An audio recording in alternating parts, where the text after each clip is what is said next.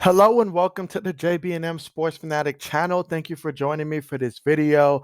And today we're going to be talking about something that I came across that was written by Michael David Smith earlier today. And this is about Eugene Chung.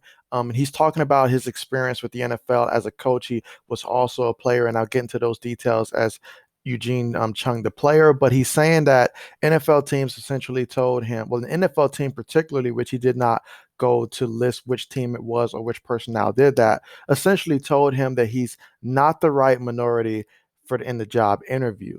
And so this article goes into more details about that. But first, a little background here that they cover.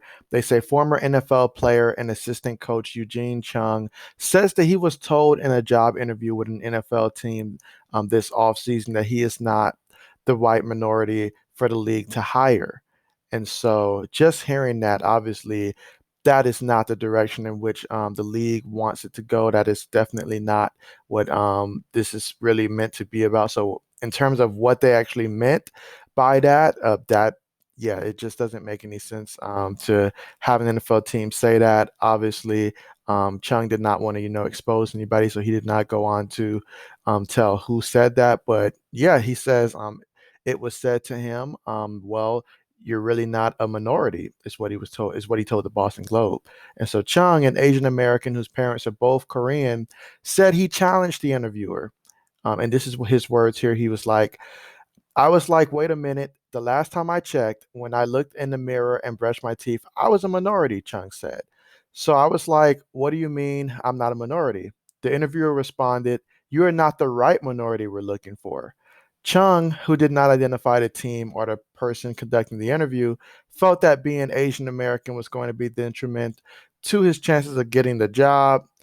That's when he came to the realization that what the narrative was. Chung said he was blown away, emotionally paralyzed for a split second, and he asked himself, "Did he hear this correctly?" And so, Chung, he was a first-round pick by the New England Patriots in the 1992 NFL Draft, and also played for the Jaguars and the Colts. His coaching career included stints on the staff of the Eagles and Chiefs. He said he had good experiences in the NFL, but that he questions whether teams are interested in experience and increasing the representation of Asian Americans in football. I'm not sitting here bashing the league, he goes on to say, at all, because there are great mentors and there are great coaches that embrace the difference, Chung said. It's just when the Asians don't fit the narrative, that's when his stomach churns a little bit. And so those are his words there, according to this article. And yeah, just to give a little bit more perspective about Chung, I'll start with Chung. As an athlete, obviously, he came out of Virginia Tech. And that was back in the 1992 draft, picked it in the first round, 13th overall by the New England Patriots, in which he would spend his first 3 seasons in the league with the New England Patriots. He would get to start 14 games in 1992, and in 1993 he started every game 16 for 16. But throughout the rest of his time, the following year only suited up for 3 games. And then in 1995 with the Jaguars, 1997 with the Colts, he did not start for them, at least according to Pro Football Focus. So yeah, definitely. He was able to start 30 games, so that's pretty good experience there. Obviously, when you're a first round pick, you hope for your career to be a little longer than that. But that being said, though, he did get to start in the league for a little bit, so that was great there. Then you go back to a little bit about when he's coming out of college or even going to college. He was highly recruited recruit. He was a 4-year letterman, and went on to be a first round pick, obviously, by the Patriots. But when he was coming out of high school, he was regarded as a top 30 player in the state. According to Roanoke Times, he was considered one of Tech's top 2 recruits by USA Today. So that goes on to show that he really had a ton of potential and skills to be considered, a top 2 recruit by Virginia Tech at that time. Because Virginia Tech, they're a well-known program. They've had a lot of great faces come through Virginia Tech. Just some people that come to mind. Obviously, the likes of Michael Vick. That's probably one of the biggest names that does come to mind. Is when you think about Virginia Tech. So definitely, they've had some key players go through there. And so for him to be a part of, one of the top players of that recruiting class goes to show the type of talents that he had, at 6'5" at that time, about 50 pounds. So yeah, definitely was big for the state of Virginia to have him sign with Virginia Tech at that time. So with that being said, though, we transferred now to his coaching career, and him as a coach, he actually had quite a good success over 9 years of coaching, and that's a combination of just being a part of the Eagles as well as the Chiefs throughout various years. I'll start at 2010. That was really his first documented year in the NFL in terms of being a coach. And he was an offensive line assistant coach, which makes sense because he was on the offensive line when he was playing throughout his career with the Philadelphia Eagles going back to 2010.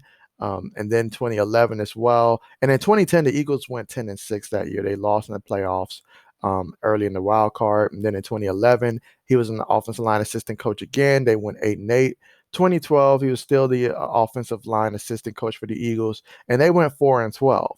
So at that point, 2013, he finds himself with the Kansas City Chiefs, and so he's the assistant offensive line coach there, and they go 11-5, and they get put out the first round of the playoffs. And then in 2014, he's still the assistant offensive line coach, and they go 9-7 that year. 2015, still with Kansas City, assistant offensive line coach. They go 11-5, and he gets his first playoff win as an assistant coach, but they do lose in the divisional round. And so in 2016, he goes back to the Eagles, this time as an assistant offensive line coach, running backs coach, and tight ends coach. They go 7-9 that year. But 2017 is where everything seemed to change in terms of obviously for the Eagles during that time frame. And at that point, his position was run game coordinator, assistant offensive line coach, and tight ends coach. The Eagles, they went 13-3 that year. We remember that magical year in which, Carson Wentz looked fantastic up until he hurt. Then hell, Nick Foles went in there and he did fantastic as well. And so the Eagles went on to win the Super Bowl that year.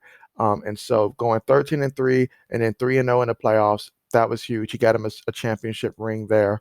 So fantastic for him. And then you fast forward to 2018, which is his last year that they have documented for his coaching career. He was an assistant offensive line coach still for the Eagles, tight ends coach, and run game coach. And they went 9-7, going 1-1 in the playoffs. And so I believe that's the year that they had some field goal issues that cost them.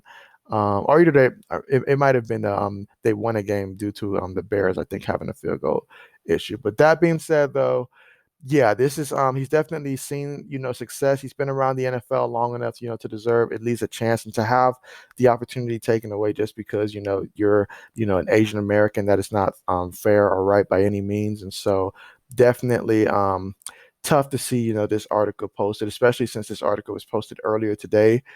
So yeah, definitely shows the NFL still has more work to do to continue to get minorities more opportunities in the game. And so definitely we want to make sure that everybody gets a fair chance, especially if they deserve an opportunity. So definitely understand that.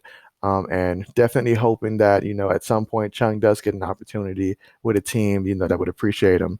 And so with that being said, thank you so much for joining me for this video. Hope you enjoyed it. And as always, I'm more than happy to cover, these types of articles. If you guys enjoy it, just let me know in the comments.